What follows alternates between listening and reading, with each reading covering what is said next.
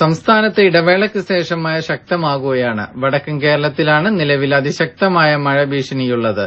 ഇന്ന് വടക്കൻ കേരളത്തിലെ 4 ജില്ലകളിലാണ് അതിശക്തമായ മഴ മുന്നറിയിപ്പായ ഓറഞ്ച് അലർട്ടുള്ളത്.